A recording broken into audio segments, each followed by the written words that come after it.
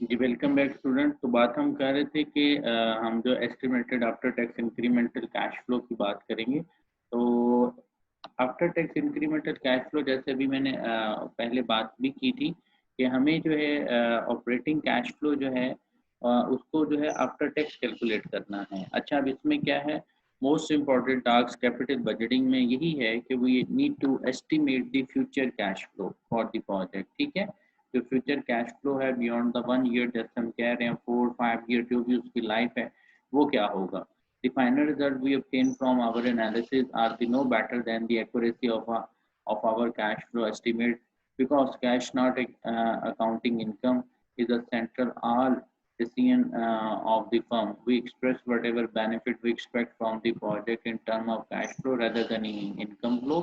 ठीक है, एक तो यही बात मैं आपको कह रहा था कि why we are going to prefer the cash flow not income, क्योंकि हमारा कंसर्न जो है इनकम से इस वजह से नहीं होता कि हम अकाउंटिंग इनकम को कैलकुलेट करें। हम सिर्फ ये देखना चाह रहे होते हैं कि हमें कैश कितना मिलेगा। ठीक है, और दी firm invest cash now in the hope of receiving even greater cash return in the future, or only can be reinvest in firm or paid shareholder in the form of dividend।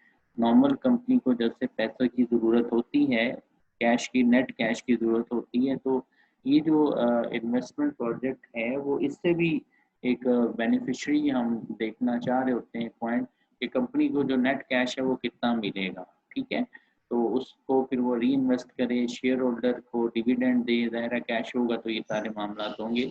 तो बहर cash flow should be determine on after tax basis. पहले हम tax निकालते हैं और उसके बाद जो है वो कैश फ्लो जो है हम निकाल सकते हैं।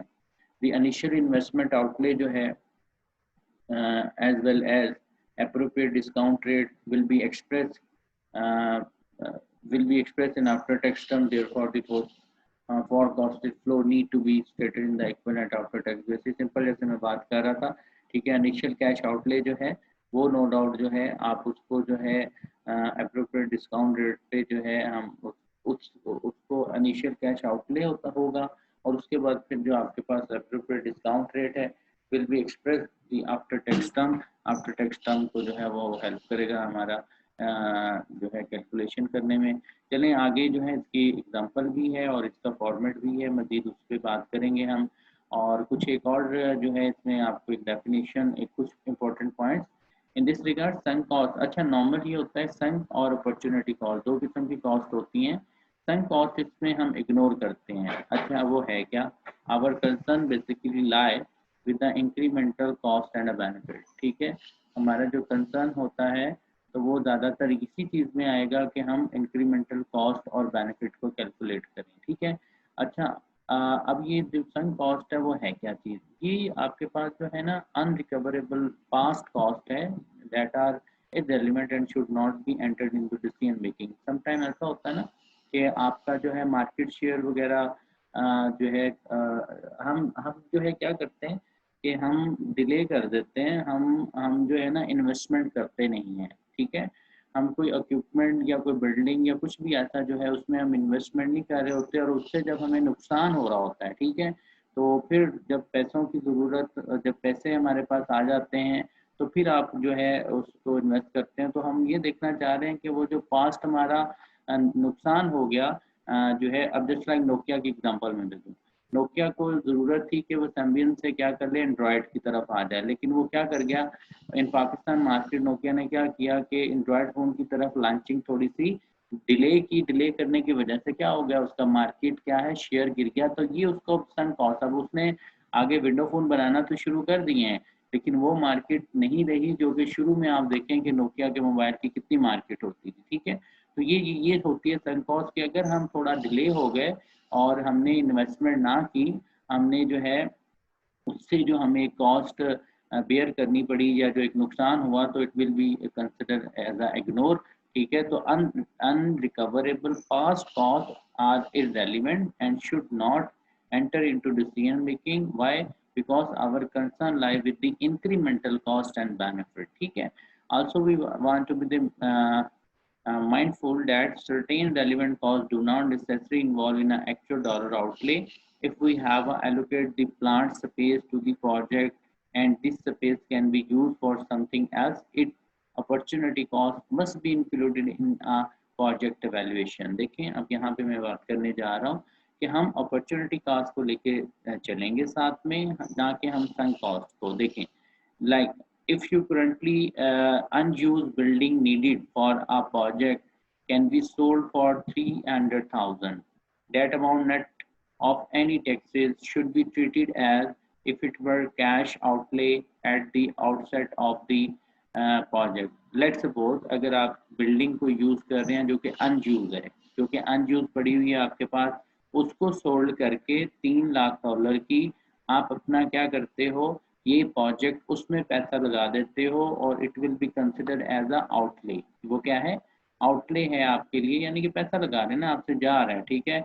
तो इस कॉस्ट को जो है हम कंसिडर करेंगे in driving cash flow. We need to be considered any appropriate opportunity cost। तो ये इसको आप कंसिडर करेंगे एज अ अपॉर्चुनिटी कॉस्ट कि हमें जो है ये अपॉर्चुनिटी कॉस्ट के तौर पे बेयर करना पड़ेगा, क्योंकि हमारा एक ऑलरेडी एसेट था, उसको हमने बेच के जो है दूसरे प्रोजेक्ट में पैसा लगाया, ठीक है। तो उसको जो है हम अपने पास, जाहिर सी बात है अब तो आउटले हो गया ना, आपका आउटले है और आपसे पैसा लग रहा है, तो इसको हम अपने प्रोजेक्ट का हिस्सा बनाएंगे, ना कि संक कॉस्ट को बनाएंगे। संक कॉस्ट की ये डेफिनेशन दोबारा भी यहाँ पे जो है नॉर्मल हालात में है वो कर दी गई है।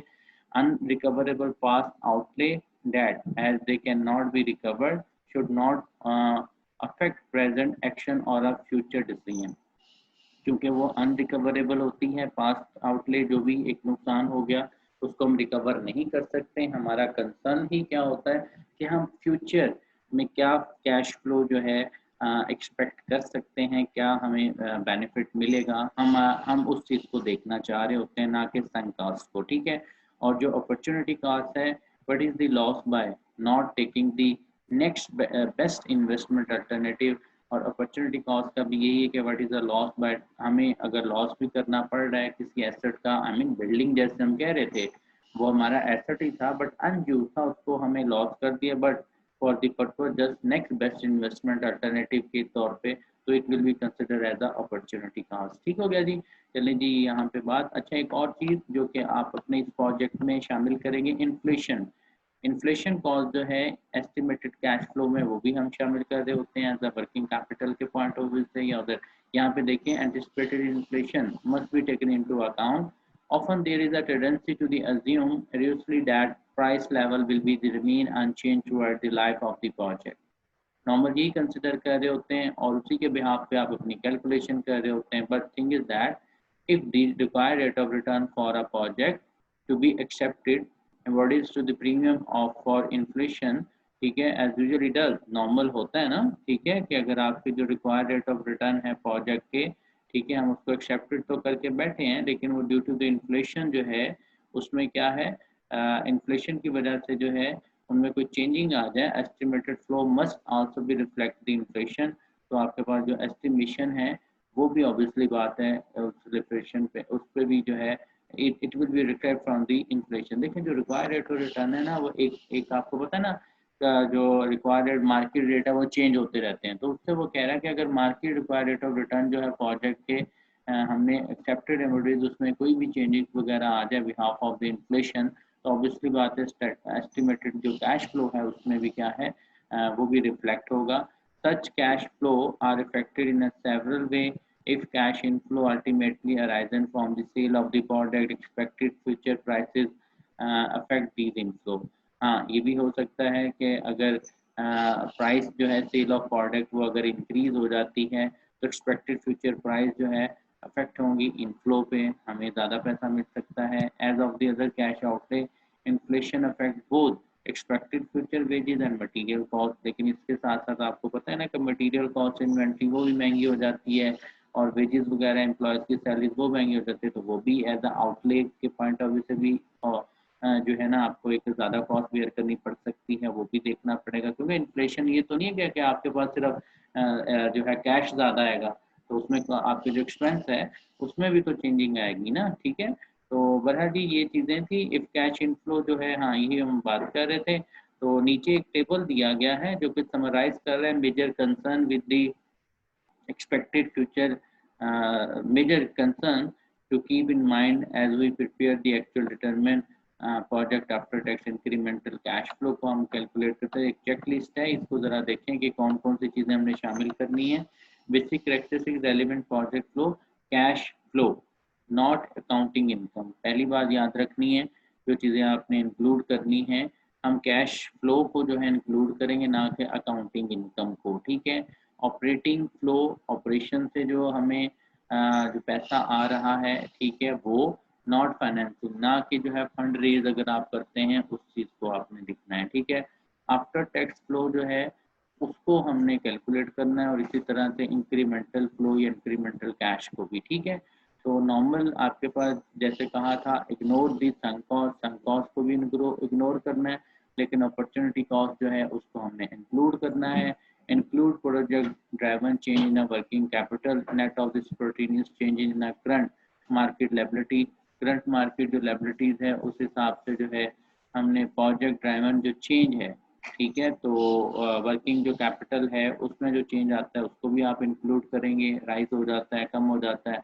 Include affect of the inflation, जो इन्फ्लेशन का अफेक्ट है वो भी हमने इसमें शामिल करना है, ठीक है हो गया जी।